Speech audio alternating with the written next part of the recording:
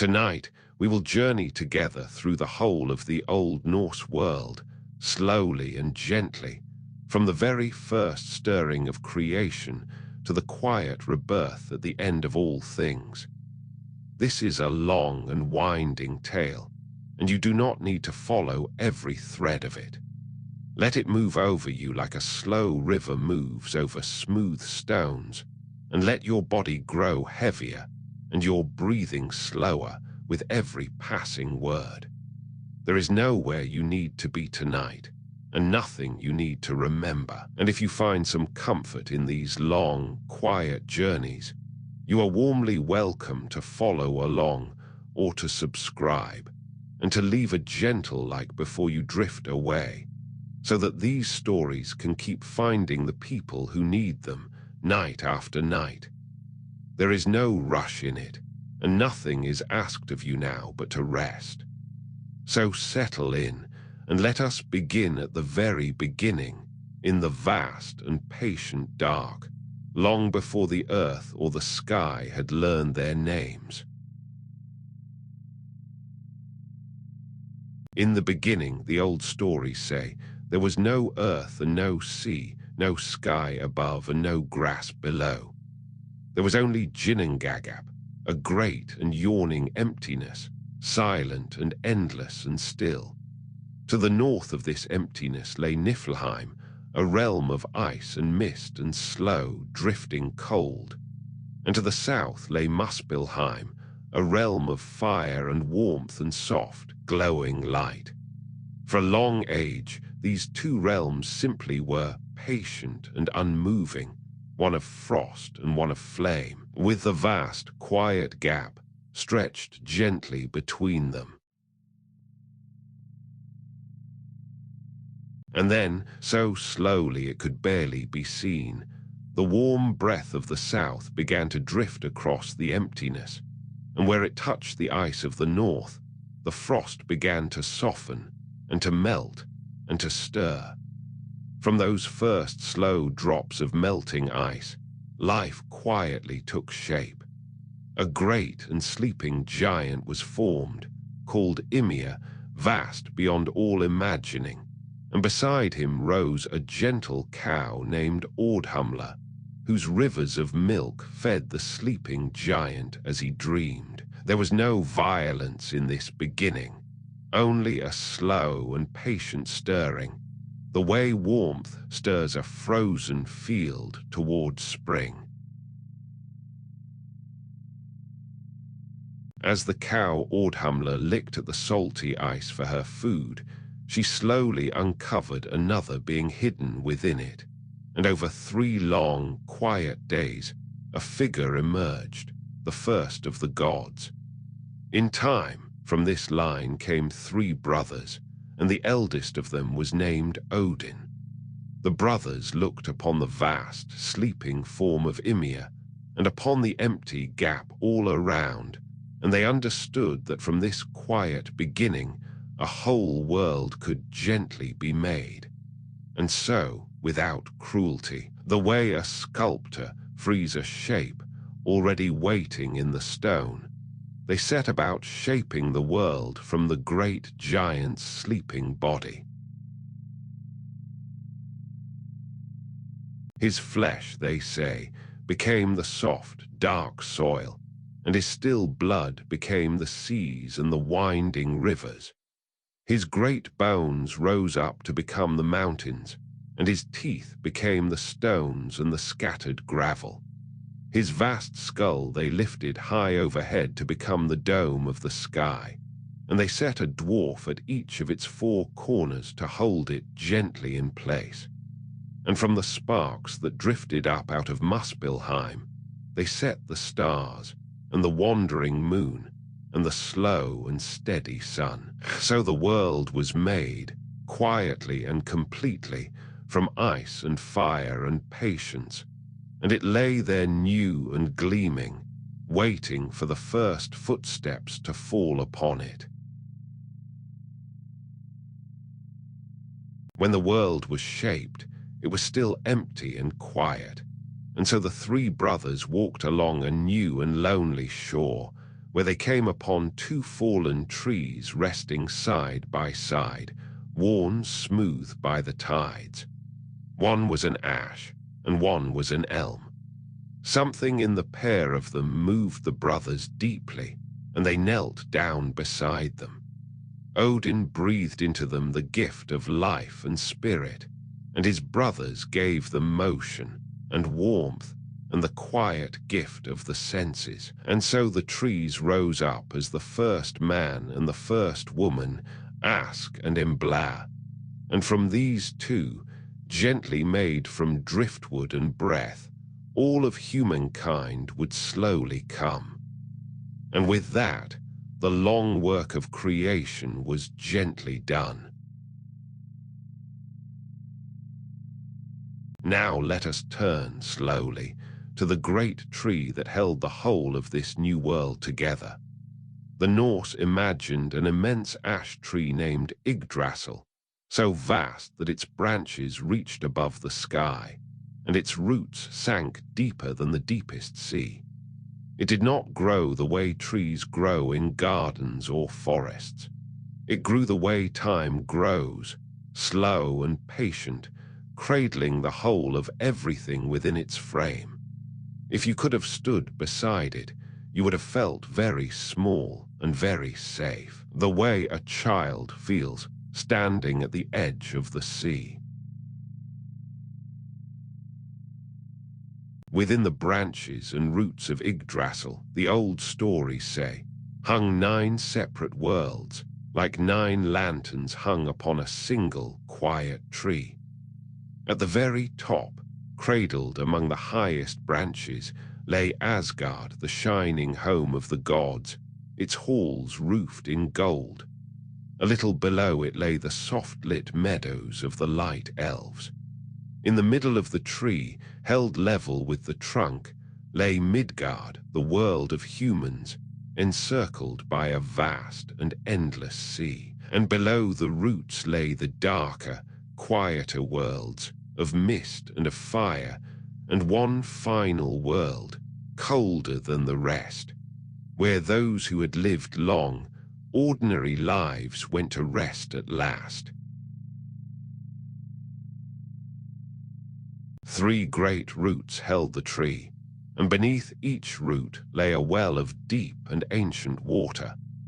Beneath one root lay a well tended by 3 quiet sisters called the Norns, who each day drew its water and poured it gently over the roots, keeping the great tree alive and green.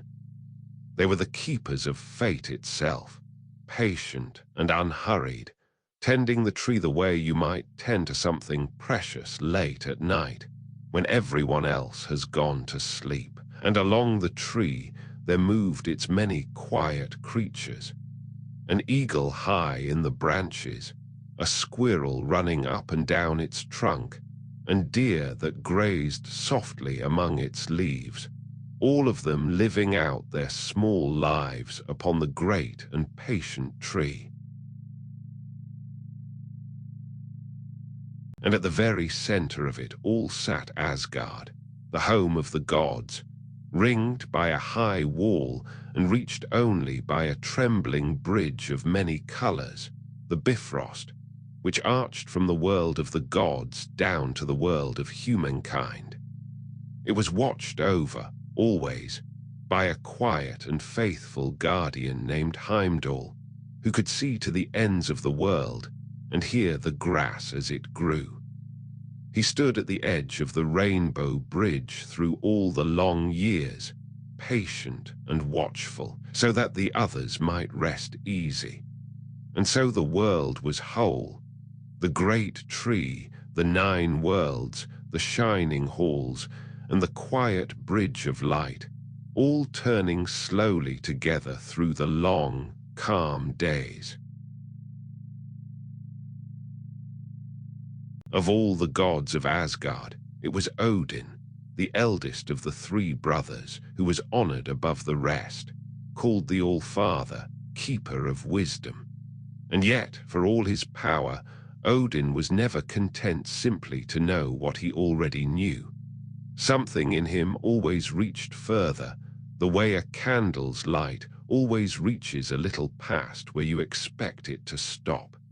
He hungered for understanding the way some hunger for warmth or for rest after a very long day.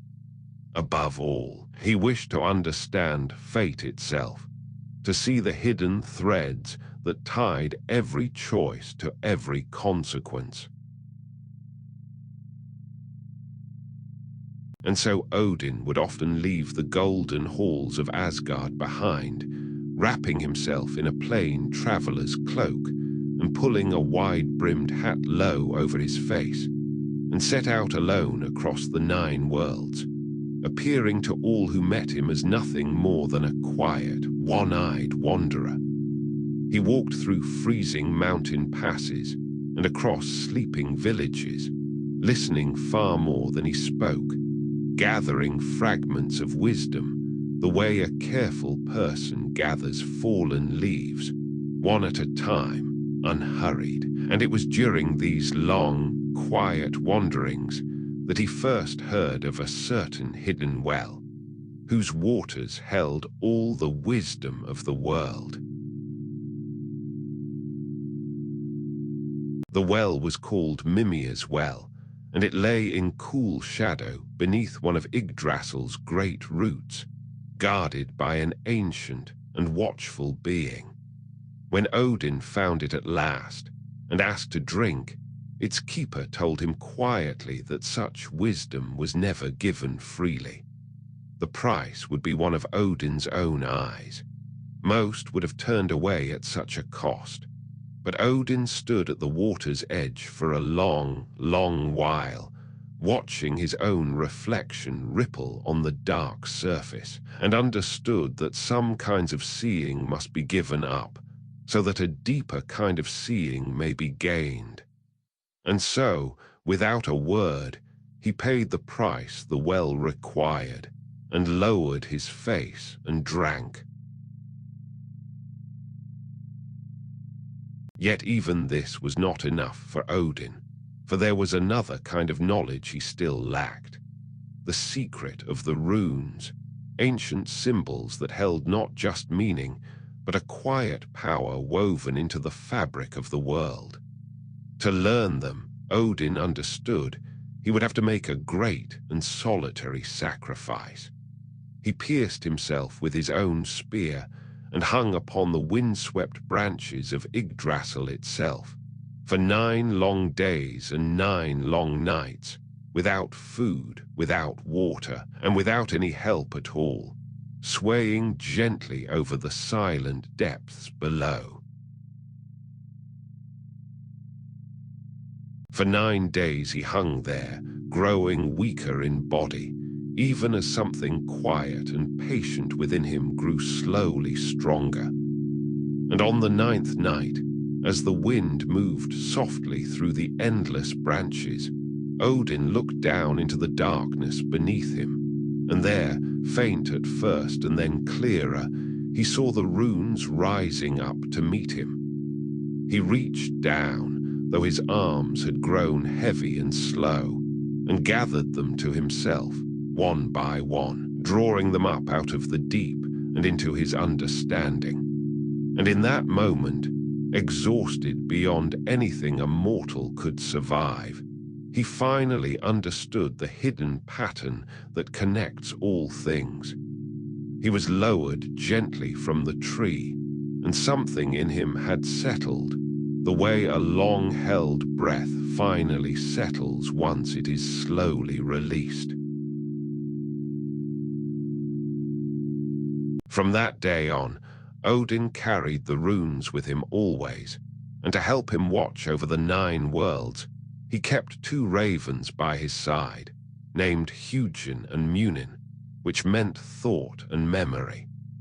Each morning he sent them out across all the worlds, and each evening they returned to whisper into his ears all that they had seen. He rode upon an 8-legged horse named Sleipnir, the swiftest of all creatures, who could carry him smoothly between the worlds, and so the Allfather kept his long, quiet watch thoughtful, and often sorrowful, for with all his hard-won wisdom, he could see the shape of fate more clearly than any other, gathering slowly on the far horizon, like weather long before the rain arrives. Not all the gods were quiet and watchful like Odin. His son Thor was a god of storm and thunder, broad and strong and good-hearted, the tireless protector of both gods and humankind. He rode across the sky in a chariot pulled by two great goats, and the rumble of its wheels was the thunder that mortals heard far below. In his hands he carried a mighty hammer named Mjolnir, which never missed its mark, and always returned to him, and with it he kept the restless giants of Jotunheim from ever troubling the quiet worlds. Where Odin was subtle and searching, Thor was steady and sure, and the people loved him dearly for it. There is an old and gentle tale of Thor waking one morning to find his hammer gone, quietly stolen away in the night. Without it, Asgard lay open to the giants, and so Thor set out to win it back. He learned that a giant king had hidden the hammer deep in the earth, and would only return it in exchange for the hand of the goddess Freya in marriage. Freya, of course, would have none of it, and so a clever plan was made instead. Thor himself would go, dressed in a bride's veil and gown, pretending to be Freya, to win his hammer back by wit rather than by force. And so Thor, hidden beneath a veil, was carried into the hall of the giants, with the clever god Loki at his side, disguised as a handmaiden. It was a strange and comic sight, the great thunder god sitting quietly in a bride's gown, trying his best to seem gentle and demure. When the giants marveled at how much their bride ate, and how fierce her eyes seemed to burn beneath the veil, quick-witted Loki explained it all away, saying the bride had been too excited to eat or sleep for days. And at last, believing the tale, the giant king called for the hammer to be brought out to bless the marriage. The moment the hammer Mjolnir was laid gently in the bride's lap, Thor's hand closed around its familiar handle, and the trick was done. He rose up, casting off the veil, and reclaimed his stolen hammer at last, and the giant's hall fell quiet with surprise. There was no lasting cruelty in the old telling of it, only the deep satisfaction of a clever plan well done, and a treasured thing returned to its rightful place.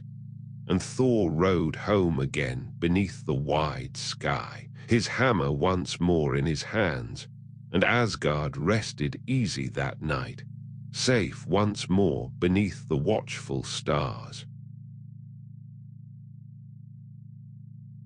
In the early days of Asgard, before its great wall was built, the gods worried that their shining home lay open and unprotected. One day a lone builder arrived, offering to raise a wall so high and so strong that no giant could ever cross it. His price was steep, but the gods, on clever Loki's advice, agreed, believing the task impossible in the short time they had allowed. The builder set to work, and to their surprise, he was helped by a mighty stallion named Svadilfari, who hauled enormous stones through the night, and the great wall began to rise far faster than anyone had thought it could. As the deadline drew near and the wall neared completion, the gods grew uneasy, and turned, as they often did, to Loki to set things right. And so Loki, ever the shapeshifter, took the form of a graceful mare and led the tireless stallion away into the fields for a night. Without his strong helper, the builder could not finish in time, and so the Wall of Asgard was completed by the god's own hands instead. And from Loki's strange night, in the shape of a mare came, in time, a grey foal with 8 legs, Sleipnir, the swiftest horse in all the worlds, who would one day carry Odin himself between the realms. There is another gentle tale of Thor, of the time he journeyed deep into the land of the giants, to a great hall called Utgard. The giant king there welcomed him with a strange sort of courtesy and set him a series of contests, each one seeming simple and each one, somehow, impossible. Thor was asked to drain a drinking horn in a single draught, and though he drank and drank until his breath failed, the level in the horn barely seemed to fall. Next, Thor was asked to lift a large grey cat from the floor, a small enough task, it seemed, for the strongest of the gods. But however he strained, he could only lift a single one of the cat's paws from the ground. And when he asked to wrestle, the giants brought out only a bent old woman, and yet try as he might, the mighty Thor could not bring her down, and was forced at last, weary and puzzled, to give up the contest and rest. Only as he was leaving did the giant king gently reveal the truth. The drinking horn, he confessed, had been secretly joined to the sea itself, and Thor, in his great draughts, had lowered the level of all the world's oceans. The grey cat had in truth been the great serpent that encircles the whole of the earth, and Thor had lifted it until it nearly touched the sky. And the old woman had been old age itself, whom no one, not even a god, can ever truly wrestle to the ground. Thor had been fooled by illusions, and yet his strength had been so great that it had frightened even the giants. And so he journeyed home again, humbled and thoughtful, beneath the wide and quiet sky. The gods of Asgard, for all their power, were not immortal on their own.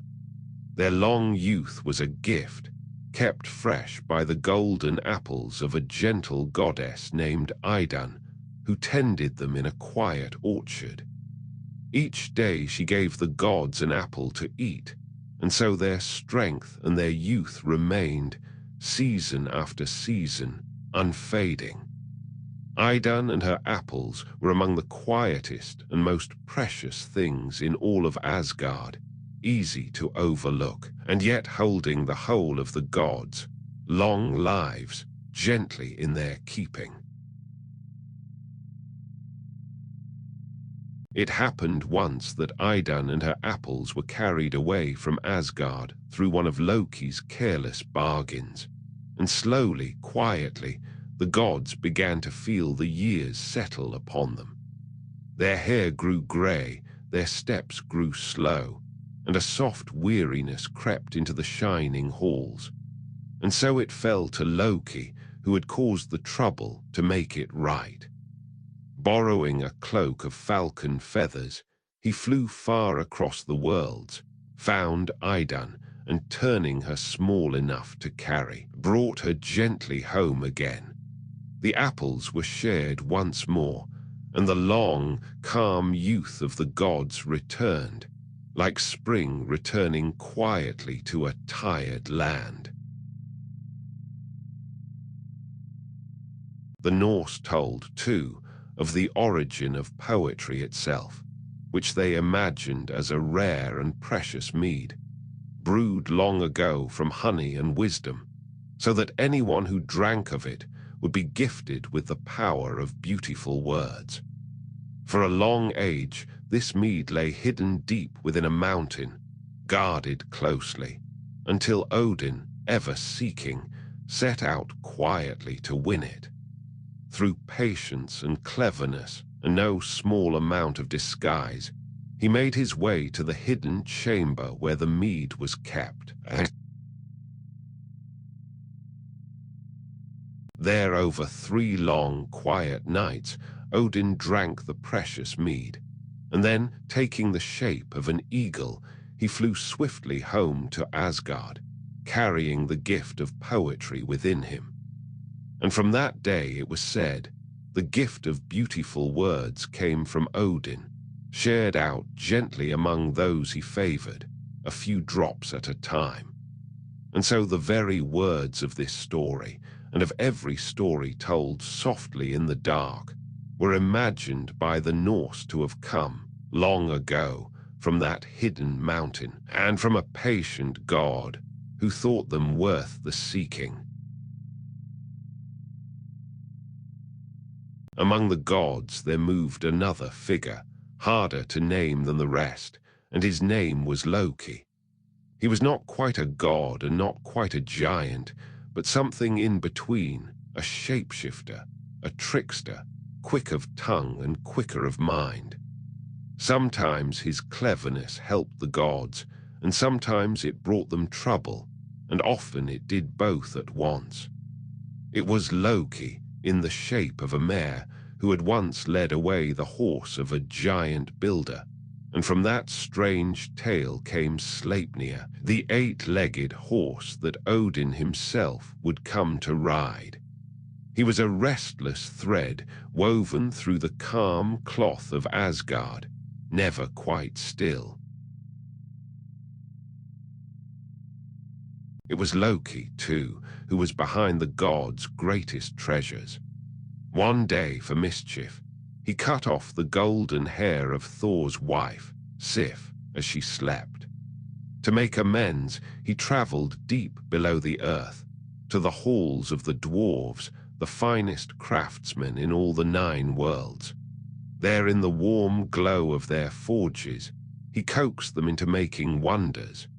New hair of spun gold that would grow like real hair, a spear that never missed, a ship that could fold small enough to fit in a pocket, a ring that dripped new rings, a boar with bristles of gold, and greatest of all, the hammer Mjolnir itself.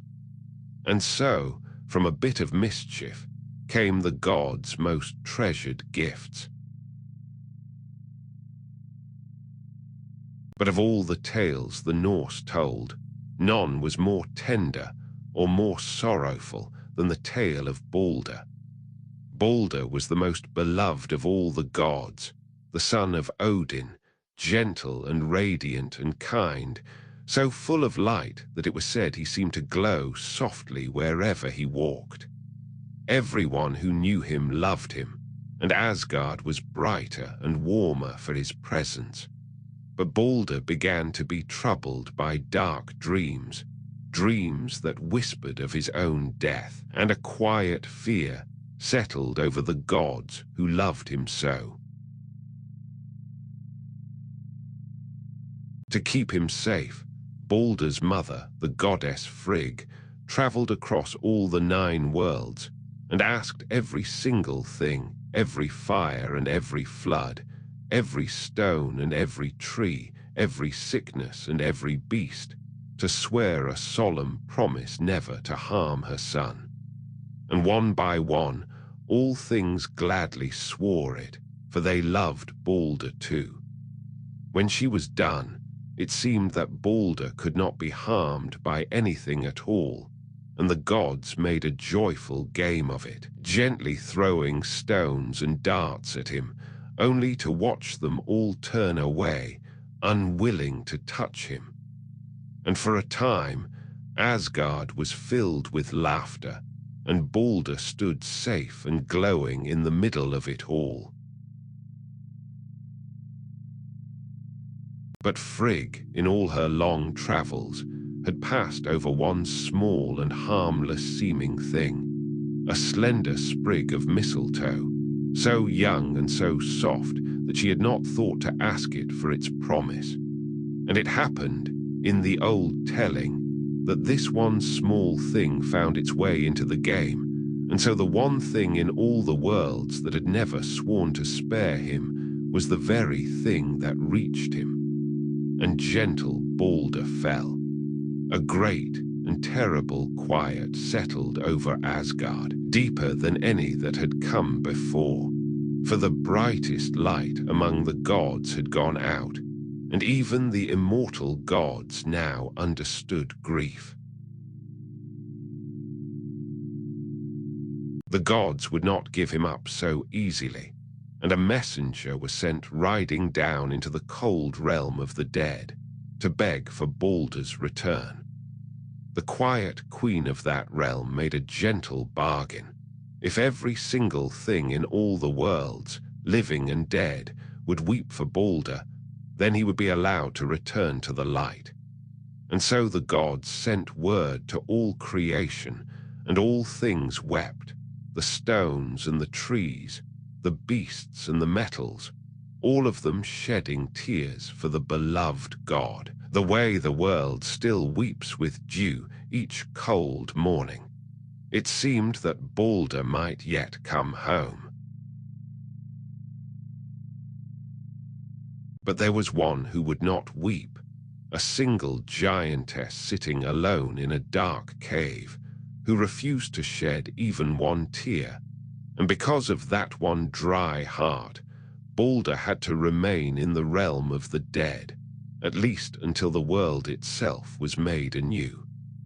It is a sorrowful tale, and yet the Norse held within it a quiet hope, for they believed that after the end of all things, Baldr would return, walking once more in a bright new world, and so even their deepest grief carried within it the small, warm seed of a promise that the light which fades is not gone forever, but only resting, waiting to return. There was one more shadow gathering at the edges of the world, a great wolf named Fenrir, who grew larger and stronger with each passing season, until even the gods grew uneasy. Rather than act with cruelty, they devised a gentle test. The dwarves forged a ribbon, thin as silk and soft as a whisper, made from 6 impossible things: the sound of a cat's footstep, the roots of a mountain, the breath of a fish, and other things so subtle they could never be found again. The great wolf, sensing something hidden in it, agreed to be bound by it only if one of the gods would place a hand in his mouth as a sign of good faith. The quiet, steady god Tyr agreed, and so the wolf was gently bound to rest until the appointed day. And so we come slowly to the end of the old world, to the long-foretold time the Norse called Ragnarok, the twilight of the gods. Remember, as we go, that this is not truly a tale of endings, but of rest and of renewal, the same slow turning that carries every winter into spring. There is nothing to fear in it tonight. We are only watching from a great and peaceful distance, as one long age closes its eyes, so that another may slowly open them. It would begin, the old stories say, with a great winter called the Fimbulwinter, 3 long winters coming one after another, with no gentle summer in between, until the whole world lay hushed and white beneath an endless fall of snow. And in that deep, cold quiet, the old bonds that held the world in place began, very slowly, to loosen. The great wolf stirred from his long rest. Far out in the cold ocean, the world's serpent shifted in the deep, and the waters began gently to rise over the low green shores.